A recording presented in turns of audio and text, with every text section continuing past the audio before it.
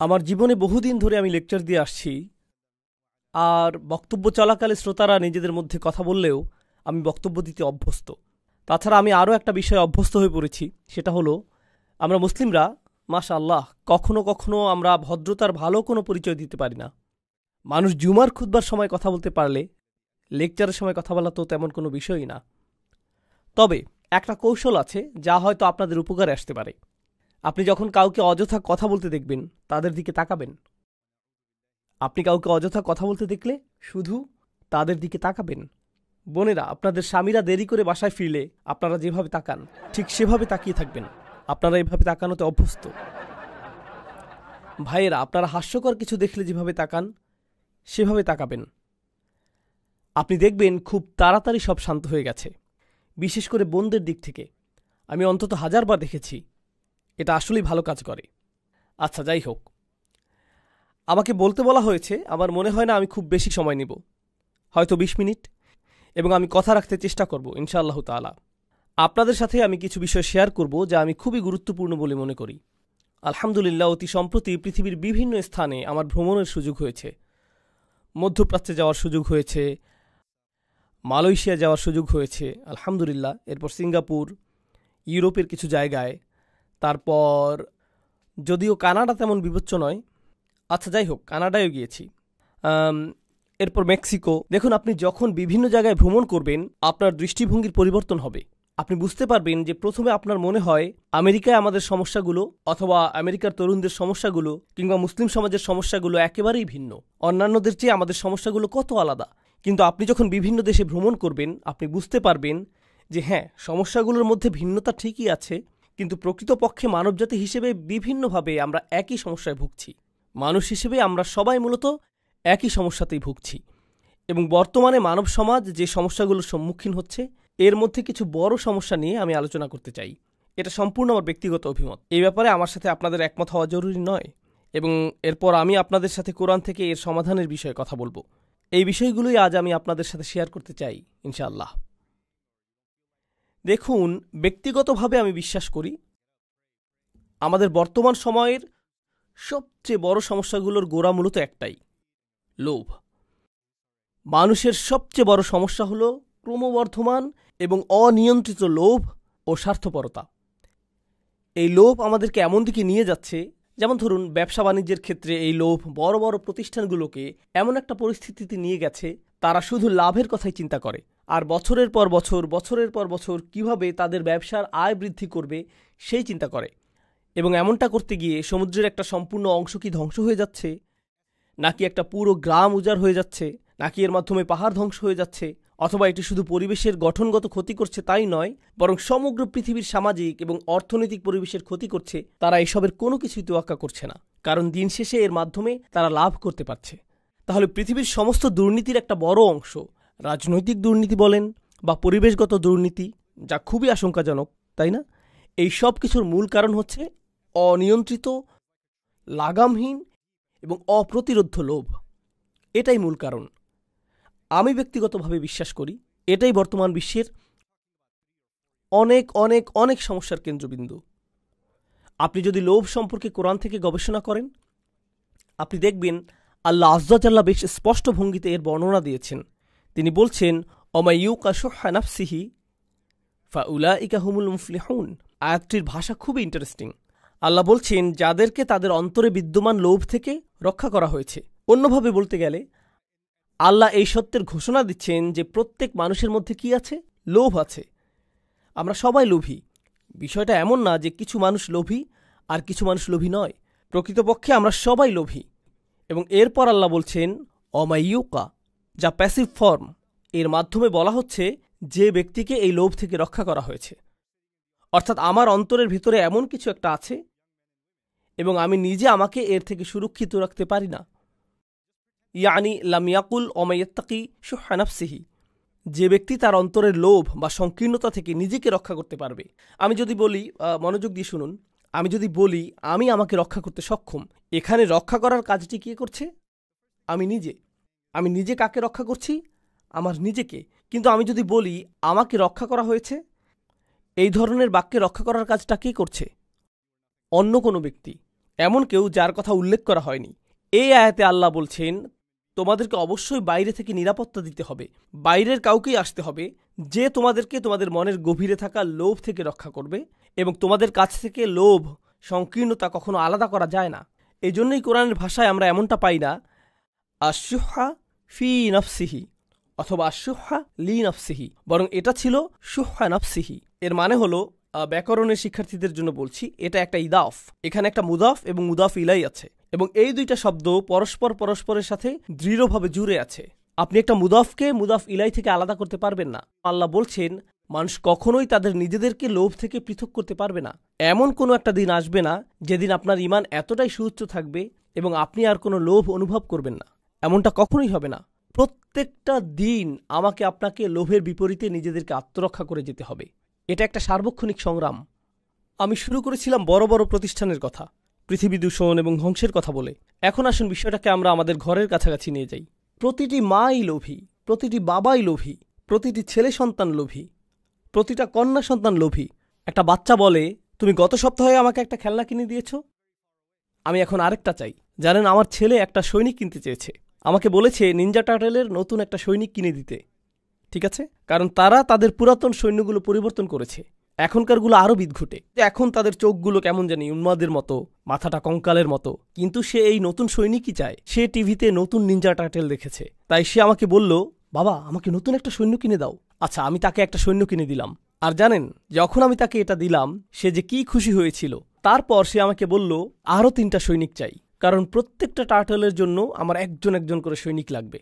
দেখো, 4 জন মিলে শুধুমাত্র একজন সৈনিকের সাথে লড়াই করতে পারবে না। ইন্না লিল্লাহি ওয়া ইন্না ইলাইহি রাজিউন, এটা হতে পারে না। লড়াইটা অবশ্যই ন্যায্য হওয়া উচিত, তাই না বাবা? এমনকি আপনার 3 বছরের বাচ্চাটারও লোভ আছে। আপনি বাসায় একটা কেক নিয়ে আসেন, কিংবা বাসায় M&M অথবা খুবই ছোট্ট সামান্য কোনো চকলেট নিয়ে যান, দেখবেন বাচ্চারা সবাই সেখানে জড়ো হয়ে যাবে। ধরুন একটা বাচ্চা একটা চকলেট পেল, আরেকটা বাচ্চা 2টা পেল, সাথে সাথে প্রথম বাচ্চাটা কি বলবে? আমার আরেকটা কোথায়? ওরটা হলুদ রঙের, আমিও কি হলুদ রঙের ক্যান্ডি পেতে পারি?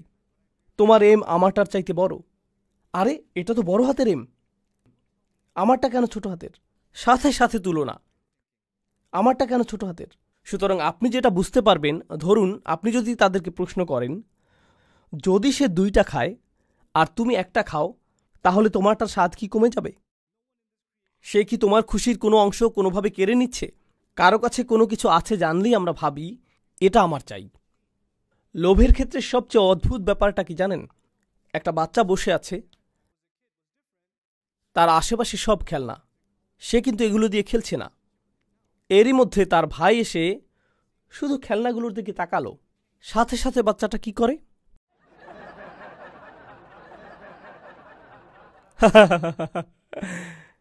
সাথে সাথে সাথে সাথে আপনি অন্যের সামনে নিজেরটা দখলই নিতে চান, আর যখন সামনে কেউ থাকে না, আপনি আপনার জিনিসকে অত পাত্তাই দেন না।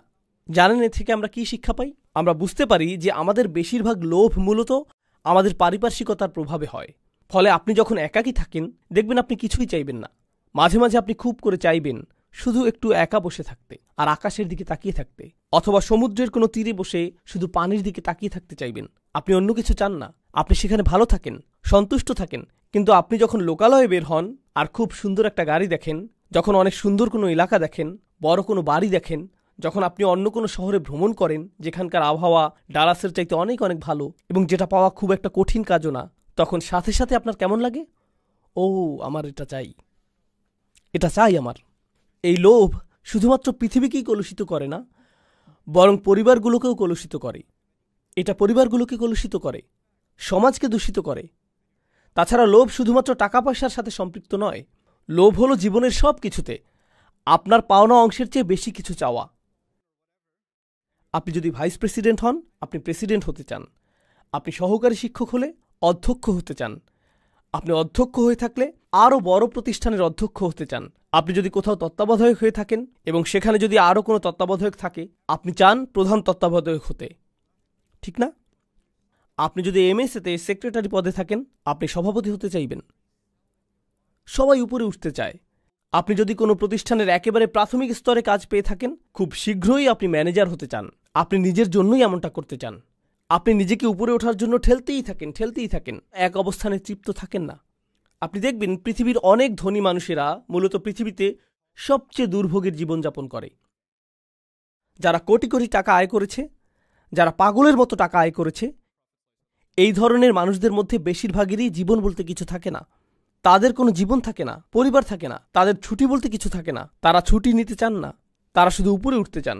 তারা মনে করেন তারা ছুটিতে গেলে তাদের ছুটে চলার এই যন্ত্রের গতি কমে যাবে, তাদের কাজে দ্রুত ফিরে আসতে হয়। এবং তারা যদি ছুটিতে গিয়েও থাকেন, সেখানে বসেও ইমেইলের উত্তর দেওয়ায় ব্যস্ত থাকেন।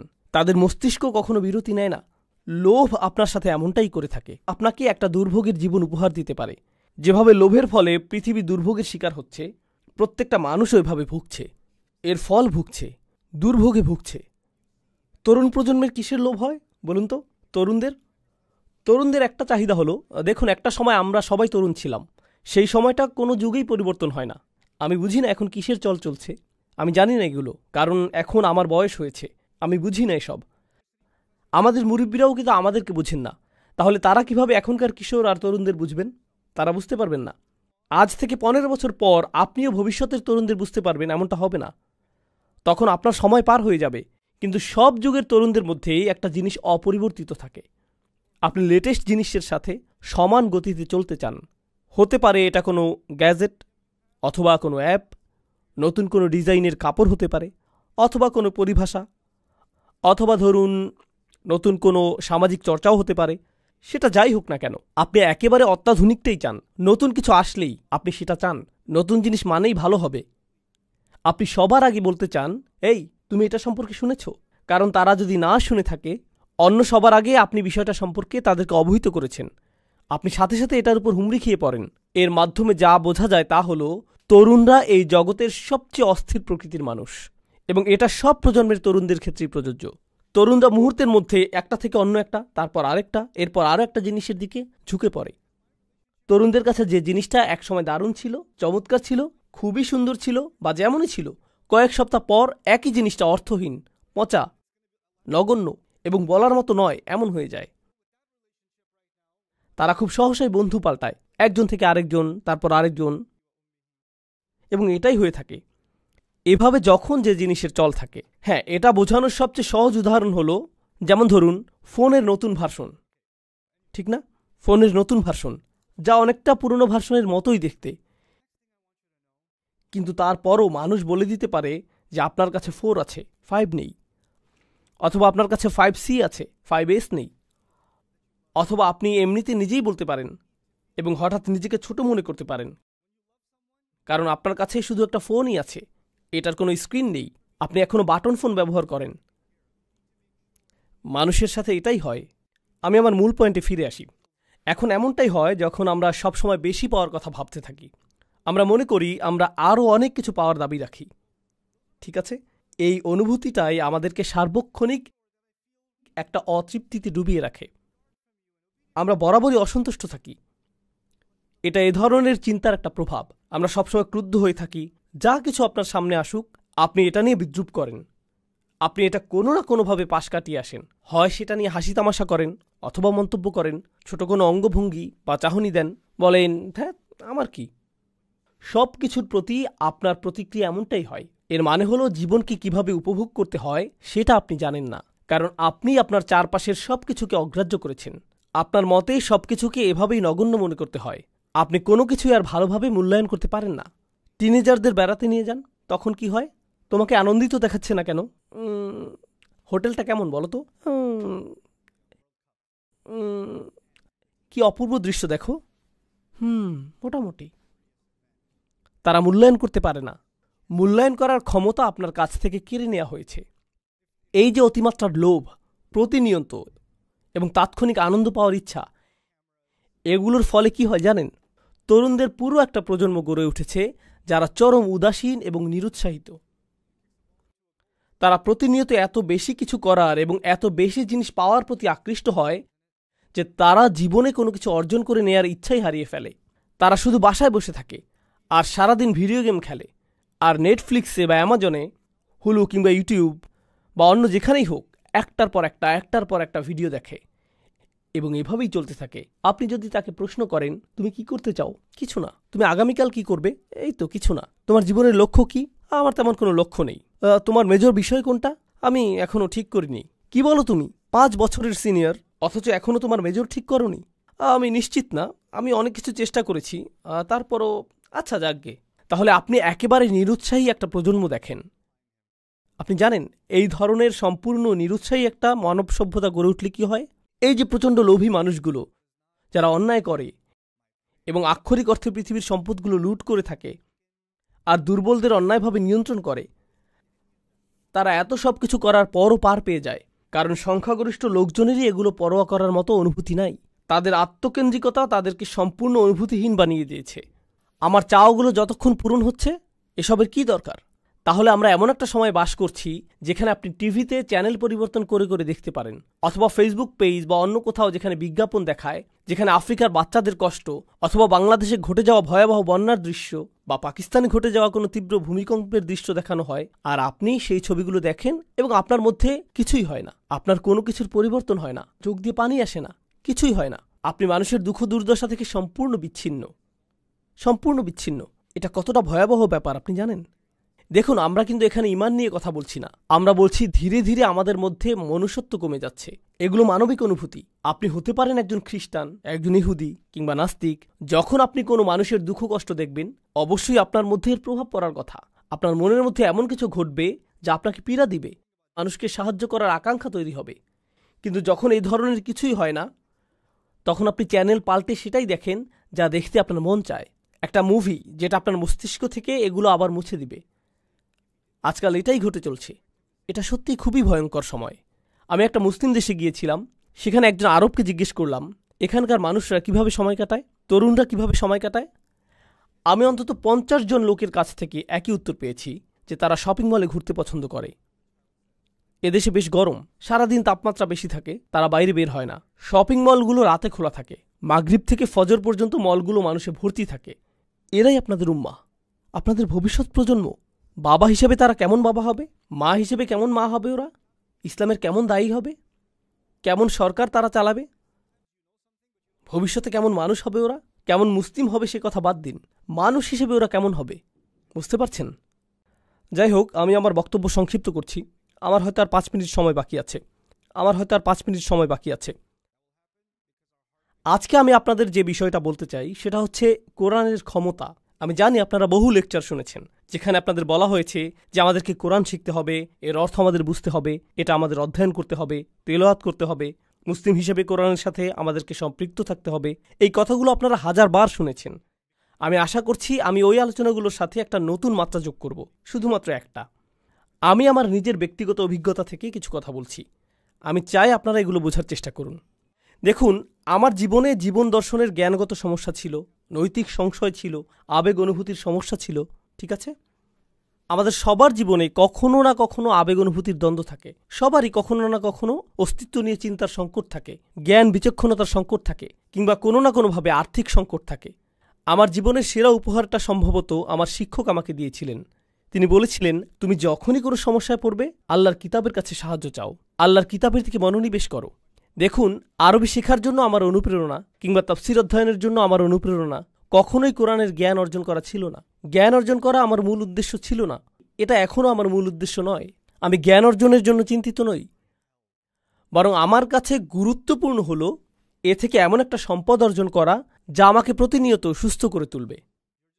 বিষয়টা এমন, আমি মনে করি কোরআন একটা কূপের মতো, আর আমি প্রায় তৃষ্ণার্ত হই। যখনই আমার তৃষ্ণা পায় আমি কোরআনের কাছে যাই, এখান থেকে তৃষ্ণা মেটাই এবং আমি ভালো বোধ করি, এটা আমাকে প্রশান্ত করে।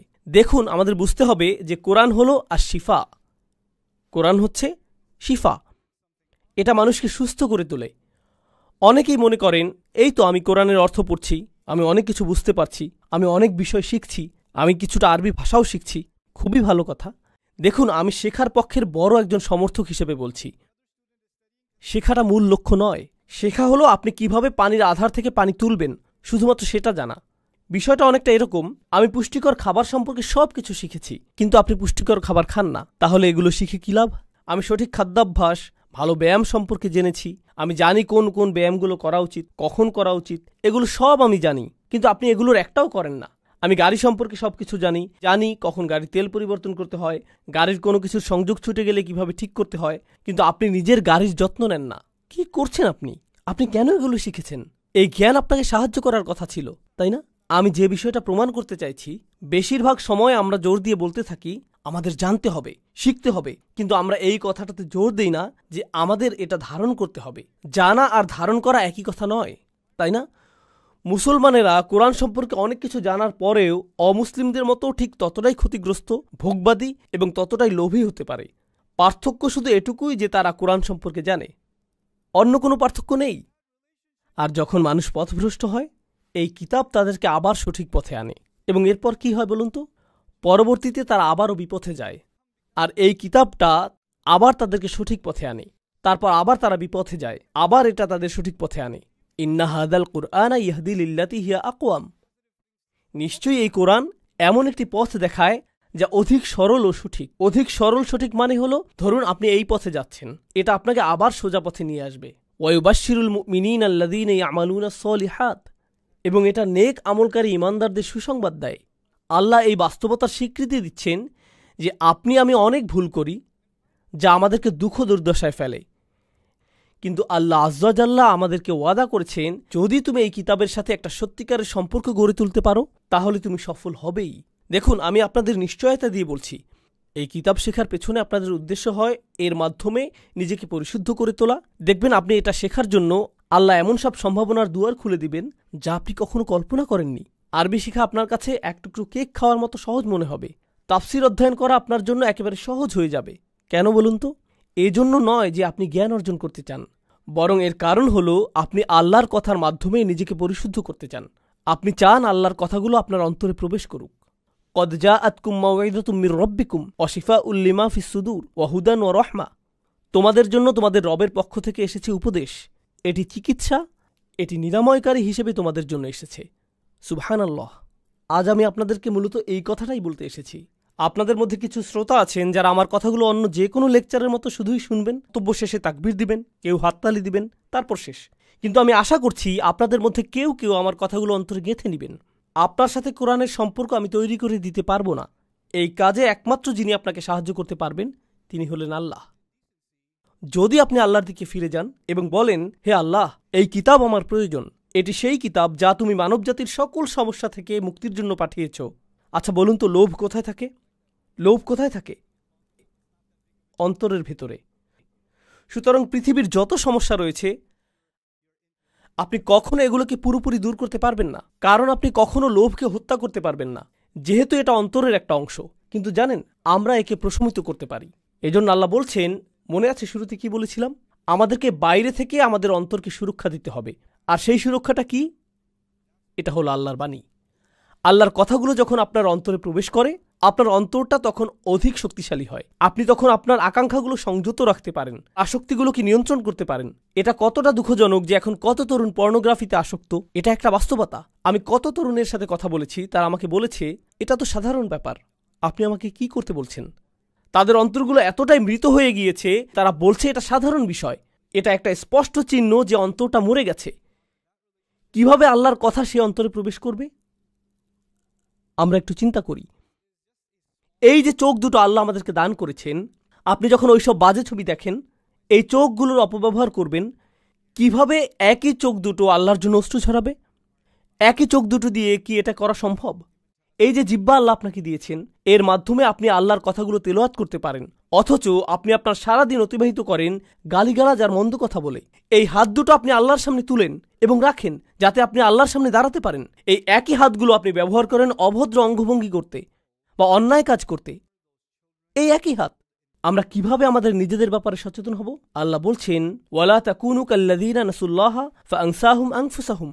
তোমরা তাদের মতো হইও না যারা আল্লাহকে ভুলে গিয়েছিল, আর আল্লাহকে ভুলে যাওয়ার ফলে আল্লাহ তাদেরকে নিজেদের ব্যাপারে ভুলিয়ে দিয়েছেন। আপনি এমনকি জানবেনও না যে আপনি কেমন। আপনি আল্লাহর একজন সম্মানিত সৃষ্টি, কিন্তু এই লোভের কারণে আপনি একটা পশুর চেয়েও অধম হয়ে গিয়েছেন।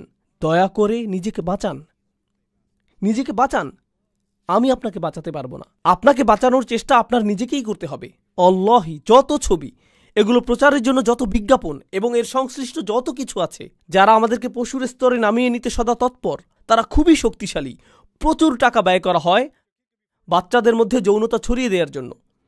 এই কাজে প্রচুর টাকা ব্যয় করা হয় অশ্লীলতাকে স্বাভাবিকীকরণ করতে, এগুলো উদযাপন করতে এবং নীতি নৈতিকতাকে নতুন করে সংজ্ঞায়িত করতে, ভালো মন্দকে নতুনভাবে সংজ্ঞায়িত করতে প্রচুর টাকা ব্যয় করা হয়। এবং মানুষ এগুলোর স্রোতে এমনভাবে ভেসে যায়, তারা বলে কোরআনে এমনটা বলা হয়েছে, কিন্তু আমার কাছে এটা ভালো মনে হচ্ছে না। তাদের বিবেক এতটাই কঠিন হয়ে গিয়েছে, যখন আপনি বাঁকা অবস্থায় সোজা জিনিসের দিকে তাকাবেন, আপনার কাছে সোজা জিনিসটাই বাঁকা লাগবে। আপনার নীতিনৈতিকতা এতটাই অকার্যকর হয়ে গিয়েছে, আল্লাহর কথাগুলোকে আপনার মনে হয় আমি জানি না এটা আমার নীতির সাথে মিলে কিনা। আরে আপনার কাছে তো নীতির কোনো মাপকাঠিই নেই, এটাই তো সমস্যা। অথচ আল্লাহর কথাগুলোই ছিল নীতিনৈতিকতার মাপকাঠি। এটা এমন জিনিস যা কখনো পরিবর্তন হয় না, এবং আমি আপনাদেরকে এ ব্যাপারে প্রমাণ দিব যেটা আল্লাহ নিজেই দিয়েছেন। পৃথিবীতে যত নৈতিক মতাদর্শ এখন পর্যন্ত এসেছে, মানুষের কাছে সমাদৃত প্রতিটা মতবাদ 10 বছর পর আগের যে মতবাদটা ভুল ছিল সেটা এখন স্বীকৃত। 10 বছর পর আবার অন্য কিছু স্বীকৃতি পাবে, এর 10 বছর পর আরেকটা নতুন কিছু স্বীকৃতি পাবে। নীতি নৈতিকতার এই সীমাগুলো সবসময় পরিবর্তিত হতে থাকে, পাল্টাতে থাকে। বৈশ্বিক মূল্যবোধগুলো সবসময় বদলে যায়, কিন্তু আল্লাহর কিতাব আমাদের ভালো মন্দের সীমা নির্ধারণ করে দিয়েছে, এবং সেই যে রসুল সাল্লাল্লাহু আলাইহি সাল্লামের সময় এই সীমা নির্ধারণ করা হয়েছিল, আজও তা সুপ্রতিষ্ঠিত। ওয়ালাম ইয়াজআল লাহু ইওয়াজা, আর তিনি এতে বিচ্যুতির কোনো অবকাশ রাখেননি। আমাদের বিচ্যুতি হয়, আমরা এক রেওয়াজ থেকে অন্য রেওয়াজে, এক দর্শন থেকে অন্য দর্শনে, ভালো মন্দের একরকমের সংজ্ঞা থেকে অন্যরকম সংজ্ঞায় যাই। কিন্তু আপনি যদি এই কিতাবকে আঁকড়ে ধরতে পারেন, যত বড় ঝড়ই আসুক না কেন, আপনি আপনার জায়গায় টিকে থাকতে পারবেন। আপনি আপনার জায়গায় টিকে থাকতে পারবেন। আর যদি আঁকড়ে ধরতে না পারেন, তাহলে আপনি মুসলিম, খ্রিস্টান, ইহুদি, হিন্দু, নাস্তিক, শিখ যাই হন না কেন, আপনি কোনো না কোনো দিকে ভেসে যাবেন। বাইরে থেকে আপনাকে দেখতে মুসলিম বা অন্য যে কারো মতো লাগতে পারে, ভেতর থেকে আপনি সেই একই লোভী এবং নিম্নমানের মানুষের উদাহরণ হয়ে থাকলেন। ইসলাম আমাদের ভেতরটা পরিবর্তন করতে এসেছে, শুধুমাত্র আমাদের বাহ্যিক পরিবর্তন করতে আসেনি। অন্তরের ভেতরের সঠিক পরিবর্তন হলো এই ধর্মের মূল উদ্দেশ্য। অন্তরের ভেতরের পরিবর্তন হলো এই পৃথিবীটাকে আমাদের অন্যরকম মনে হবে। মূলত এই কথাটাই আমি আপনাদের সাথে শেয়ার করতে চেয়েছি। এই পরিবর্তনটা আপনার ভেতরে কেবল তখনই আসবে যখন আপনি সঠিক মনোভাব নিয়ে আল্লাহর কিতাবের কাছে আসবেন। যদি আমরা সঠিক মনোভাব নিয়ে আল্লাহর কিতাবের কাছে আসি, আমাদের অন্তরে পরিবর্তন আসবেই, আমাদের অন্তরে পরিবর্তন আসবেই। এবং এটা আপনাদের জন্য আমার আজকের শেষ কথা। আর শপথ করে বলছি, যখন এমনটা ঘটে, ফাআমিনু বিল্লাহি ওয়া রাসূলিহি ওয়া নূরিল্লাযী আনজালনা, যখন আল্লাহর কিতাবের আলো আপনার অন্তরে প্রবেশ করে, তখন আল্লাহ আপনার অন্তরকে একটা প্রদীপের সাথে তুলনা করেন। এবং একটা প্রদীপ শুধু নিজেই আলোকিত হয় না, এটা আলো ছড়ায়ও। কথাটা কি সত্য নয়? একটা প্রদীপের কেবল নিজের আলো আছে তা কিন্তু নয়, এটা তার আশেপাশের জন্য আলোর একটা উৎস হয়ে ওঠে। আচ্ছা, প্রদীপ কখন কাজে লাগে, দিনে নাকি রাতে? বলুন তো। রাতে। এর মানে হলো আপনারা এমন মানুষ হবেন যারা ঘোর কালো অন্ধকার যুগে বাস করবেন। আপনারা নিজেরা শুধুমাত্র আলোকিত থাকবেন তাই নয়, অন্যজনের জন্য আলোর উৎস হবেন। কারণ আমাদেরকে অন্ধকার চারপাশ থেকে প্রবলভাবে ছেয়ে রেখেছে। দেখুন, আমরা এখন অন্ধকার রাতে বাস করছি। বর্তমান সময়টা মানব সভ্যতার জন্য কালো রাত। প্রযুক্তি বেড়েছে, উন্নয়ন বেড়েছে, মানুষের জ্ঞান বেড়েছে, কিন্তু সঠিক পথের সন্ধান নেই। আর এগুলোর সাথে সাথে মানুষের লোভও বেড়েছে, লাগামহীন লোভ বেড়েছে। এসবের ফলে মানুষের মধ্যে ধার্মিকতা কমেছে, ভদ্রতা কমেছে, নৈতিকতা কমে গিয়েছে। সুবহানাল্লাহ। আমি দোয়া করি আল্লাহ আজ্জা ওয়া জাল্লা আপনাদেরকে এবং আপনাদের সন্তানদেরকে এমন একটি প্রজন্ম তৈরি করার জন্য বাছাই করুন, যে প্রজন্ম কোরআনের আলোর প্রতিনিধিত্ব করবে, যারা শুধু আপনার নিজেদের পরিবারের জন্য নয়, বরং আপনাদের আশেপাশের সবার জন্য, সমাজের সকল মানুষের জন্য উজ্জ্বল এক আলোর উৎসে পরিণত হবে। এবং আল্লাহি, আমরা যদি আল্লাহর কিতাবের সদ্ব্যবহার করতে না পারি, এই ধরনের কোনো কিছু কখনো বাস্তবায়িত হবে না। যতদিন পর্যন্ত আমরা মনে করব কোরআনের জন্য একটুখানি, অল্প একটু সময় দেয়াই যথেষ্ট, ততদিন আমরা কেবল কোরআনকে সময় দেয়া ছাড়া অন্য সব কাজই করতে পারব। তাছাড়া আমরা নিজেদেরকে সত্যিকার অর্থে শোধরানোর জন্য এই কিতাব খুলি না। আমরা চমৎকার কোনো তথ্য জানার জন্য বা সুন্দর তেলাওয়াতের জন্য এটা খুলি। এবং কোরআন মানে আমাদের কাছে এটুকুই। যতদিন আমরা এভাবে চলতে থাকব, পৃথিবী ততই অধপতনের দিকে যেতে থাকবে এবং আল্লাহ অন্য মানুষদেরকে আমাদের স্থানে স্থলাভিষিক্ত করবেন। আফালা ইয়াতাদাব্বারুনাল কুরআন আম আলা কুলুবিন আকফালুহা। একই সূরা আল্লাহ বলছেন, ওয়া ইন তাতাওয়াল্লাউ ইস্তাবদাল কওমান গায়রাকুম সুম্মা লা ইয়াকুনু আমসালাকুম।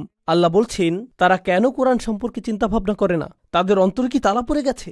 কেন তাদের অন্তর কাজ করছে না? তারা কেন কোরআন সম্পর্কে গভীরভাবে চিন্তা করে না? আচ্ছা বলুন তো, গভীরভাবে চিন্তা করা, ভাবা, এই কাজগুলো কি কেউ মুহূর্তের মধ্যে করতে পারে, নাকি সময় লাগে? অনেক সময়ের প্রয়োজন। সুতরাং আল্লাহ বলছেন তারা কেন কোরআন নিয়ে চিন্তা করতে নিজেদের সময় দিচ্ছে না। আল্লাহ নিজেই বলছেন কেন তারা এটা করছে না। ও নিশ্চয়ই তাদের অন্তর আটকা পড়ে আছে। বলুন তো তারা কিসে আটকা পড়ে আছে? লোভে। এবং পরবর্তীতে একই সূরা মুহাম্মাদে আল্লাহ আজ্জাজাল্লাহ বলছেন, ওয়া ইন তাতাওয়াল্লাউ ইস্তাবদিল কওমান গায়রাকুম সুম্মা লা ইয়াকুনু আমসালাকুম। আর যদি তোমরা মুখ ফিরিয়ে নাও তবে আল্লাহ তোমাদের স্থানে অন্য কোনো জাতিকে স্থলাভিষিক্ত করবেন, যারা তোমাদের মতো ব্যর্থ হবে না। আক্ষরিকভাবে আপনারা যদি আল্লাহর কিতাবের সাথে দায়িত্বহীন আচরণ করেন তবে আল্লাহর জন্য এটা করা মোটেও কঠিন হবে না যে তিনি এই পুরো উম্মাহকে অন্য একটা উম্মাহ দ্বারা প্রতিস্থাপন করবেন। তিনি আগেও এমনটা করেছেন। দেখুন, আমি জানি আমাকে সবাই যেটা মনে করে আমি আপনাদের সাথে মজা করে কথা বলার ছিল। যেখানেই যাই আলোচনার মধ্যে দু একটা কৌতুক বলি, কিন্তু মাঝে মাঝে আলোচনা করার সময় আমার মাথায় শুধু আলোচ্য বিষয়টাই থাকে। আমি দুঃখিত, আজকে এরকমই একটা রাত। দেখুন, মজা তো অনেক হলো, আসুন এখন অন্তত একটু সিরিয়াস হই। আমরা যথেষ্ট উপভোগ করেছি। আপনার কি মনে হয় না জীবনে আমরা যথেষ্ট উপভোগ করেছি? কেই বা সিরিয়াস হতে চাই বলুন? আমি সত্যিই হাস্যরসে বিশ্বাসী একজন মানুষ, এবং আমি মনে করি দীর্ঘ সময় ধরে ইসলামকে অনেক কঠোর বলে উপস্থাপন করা হয়েছে, এবং আমি এটা একেবারেই পছন্দ করি না। কিন্তু ইসলামের কিছু বিষয় রয়েছে যেগুলোর ব্যাপারে আপনাকে একটু কঠোর হতে হবে। এটা একটা স্বাভাবিক প্রকাশভঙ্গি। সাধারণত আমি রেগে যাই না, আমি মনে করি এটা আমার স্বাভাবিকতা। অন্তত আমি এটা ভাবতে পছন্দ করি। আমার স্ত্রীকে জিজ্ঞেস করতে পারেন।